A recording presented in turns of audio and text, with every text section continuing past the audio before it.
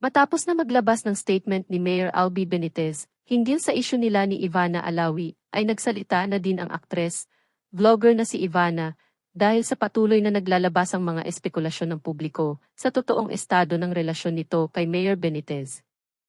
Ayon kay Ivana ay wala naman daw talaga siyang planong magsalita o patulan pa ang isyu, dahil alam naman daw nito na wala siyang ginagawang mali. Ngunit dahil sa nadadawit na ang kanyang ina at kapatid na si Mona ay napilitan na lamang maglabas ng public statement si Ivana.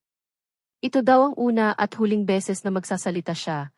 Tungkol sa issue, ayon kay Ivana ay nagkita lamang umano sila ni Mayor Benitez nang magkaroon siya ng trabaho sa Bacolod. Dito ay nakasama umano niya ang mayor at hindi daw maitatanggi na very accommodating at friendly di umano ang mayor. Bukod sa trabahong pinuntahan ni Ivana sa Bacolod ay hindi na nagkaroon pa ng chance na magkita pa sila muli ni Mayor, taliwas sa naglalabasan video clip ngayon na kung saan spotted ang mga ito na patungong Japan. Dagdag pa nito ay hindi lang naman daw si Mayor Benitez ang kaibigan, kakilala nitong politician, sana naman daw ay wag nang mabigyan pa ng mali siya ito at muling kinumpirma ni Ivana na may karelasyon ito ngayon, ngunit hindi umano politician, kundi negosyante. Narito ang buong statement ni Ivana Alawi. There are posts and issues involving Emma name.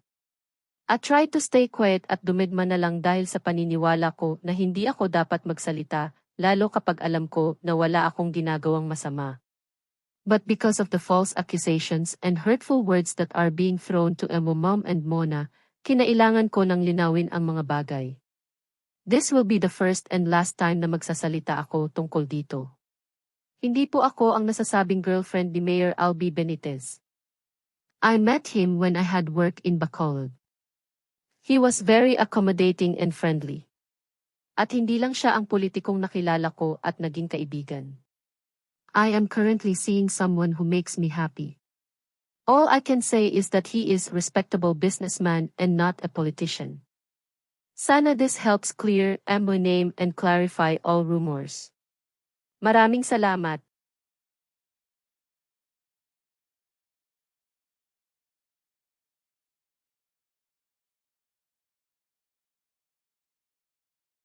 Bago pa man maglabas ng public statement si Ivana, ay nagpasaring na ito sa kanyang social media.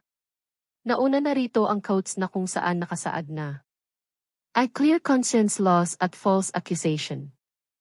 Matapos nito ay nagbahagi din ito ng kanyang larawan na may caption na I can buy myself flowers.